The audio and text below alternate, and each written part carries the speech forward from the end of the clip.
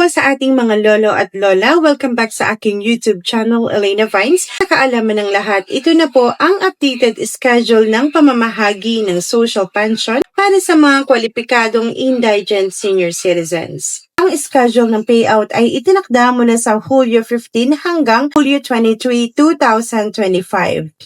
At paalala po, ang aktual na petsa ng payout sa bawat barangay ay maaaring mag-iba depende sa advisory ng inyong lokal na DSWD o barangay. Inam pa rin pong makipag-ugnayan sa inyong barangay hall o bisitahin ang official na Facebook page o website ng DSWD para sa official na updates. At tips para sa maayos na payout, dalhin ang valid ID ng senior citizen. Representative ang kukuha, magdala ng authorization letter at ID ng vote parties.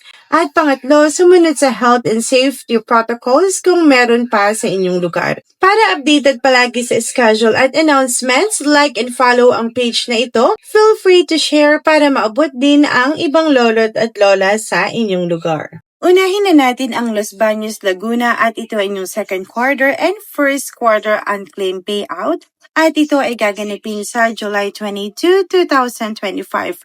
Para sa Cluster 1, 9 a.m. hanggang 10:30 a.m.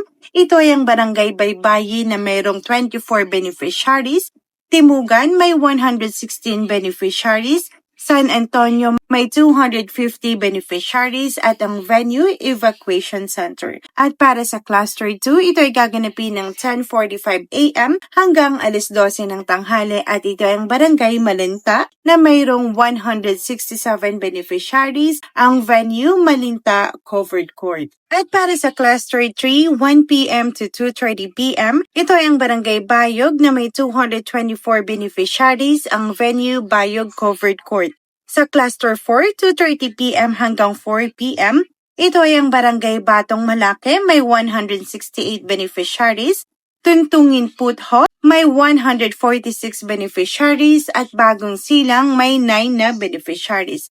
Ang venue ay Batong Malaki Covered Court. At para sa July 23, 2025, ito ay Cluster 5 na gaganapin ng 8:30 a.m. to 9:45 a.m. Ito ay ang Barangay Bambang na may 141 beneficiaries, gaganapin sa may Bambang Covered Court. At sa Cluster 6, 10 a.m. to 11 a.m., ito ay ang Barangay Lalakay na may 95 beneficiaries, at Tadlak may 83 na beneficiaries. Ito ay gaganapin sa may Lalakay Covered Court. At sa may Cluster 8, ito ay gaganapin ng 1:30 p.m. hanggang 3 p.m. Ito ay ang Barangay Maahas na may 148 beneficiaries, gaganapin sa may Maahas Covered Court. Cluster 9, 3:15 p.m. hanggang 4:30 p.m. Ito ay ang Barangay Mayundon na may 293 beneficiaries at ito ay gaganapin sa may evacuation center. Para sa lahat ng nabanggit na barangay, maaari po kayong pumunta sa inyong mga purok president upang alamin kung kayo ay nasa listahan. At kung may iba pang katanungan, maaari po kayong magsadya sa OSCA office o sa inyong mga purok president. At sa Municipality of Kahidiocan, ito ay inyong third quarter payout na gaganapin sa July 16, 2025. At ito ay ang Barangay Danao na gaganapin sa may Danao Covered Court. Ang Barangay Cantagda ay gaganapin sa may Cantagda Covered Court. Ang dalawang barangay ay gaganapin ng 8:30 to 11 a.m. Ang Barangay Cambalo ay gaganapin sa Cambalo Covered Court. Ang Barangay Marigondon ay gaganapin sa Marigondon Covered Court. Ang dalawang barangay ay gaganapin ng 1 p.m. to 3:30 p.m. At para sa July 17, 2025, ito ay ang Barangay Poblacion na gaganapin sa may Kahidiocan Public Plaza. Ang Barangay Cambahaw ay gaganapin sa Cambahaw Covered Court. Ang dalawang barangay ay gaganapin ng 8:30 a.m. to 10 a.m. Ang Barangay Tagilos ay gaganapin sa Tagilos Covered Court. Barangay Gutivan gaganapin sa Gutivan Covered Court. Ang dalawang barangay ay gaganapin ng 10:30 a.m. to 12 a.m. Ang Barangay Kambihang ay gaganapin sa may Kambihang Covered Court. Alibagon gaganapin sa Alibagon Covered Court. At ang dalawang barangay ay gaganapin ng 1 p.m. to 3 p.m. At sa July 18, 2025, ito ang Barangay Lumbang Weste na gaganapin sa may Lumbang Weste Covered Court. Lumbang Este ay gaganapin sa Lumbang Este Covered Court. Barangay Dico gaganapin sa may Dico Covered Court. Ang tatlong barangay ay gaganapin ng 9 a.m. to 11 a.m. Ang Barangay Sugod ay gaganapin ng 1 p.m. to 3 p.m. sa may Sugod Covered Court. At sa July 19, 2025, ito ay para sa no-show at public plaza na gaganapin ng 9 a.m. to 11 a.m. sa may Kahidjokan Public Plaza. At para sa City of Cotabato, ito po ay para sa unpaid social pension payout para sa 37 na barangays. Tandaan, para lamang ito sa mga senior na may pangalan noong first and second quarter payout pero hindi nila nakuha. Para sa first quarter 2025, ito ay gaganapin ng July 17, 2025 sa may City Hall lobby.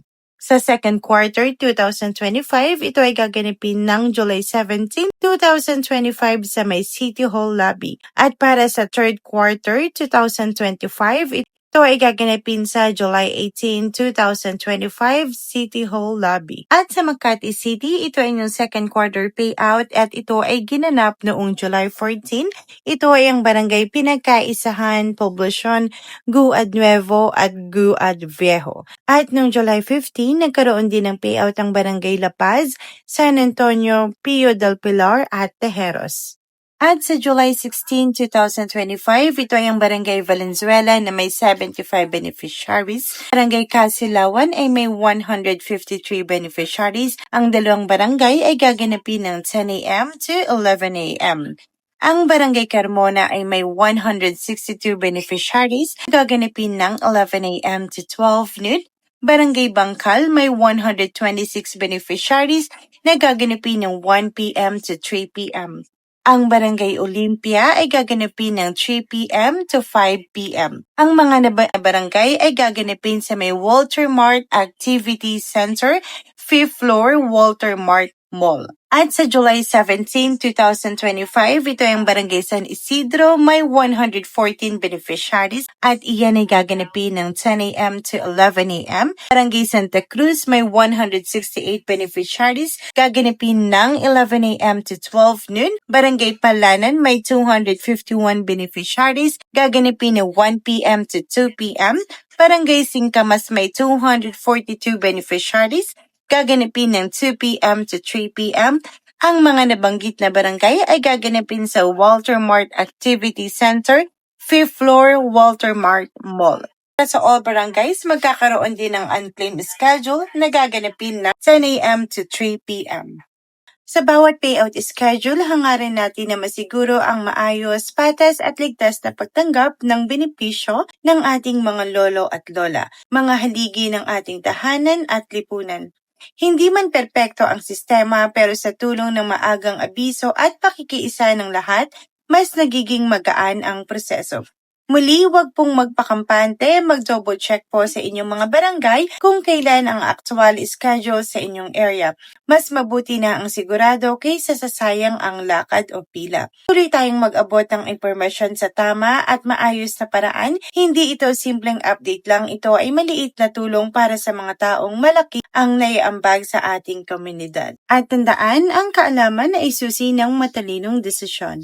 Maraming salamat po.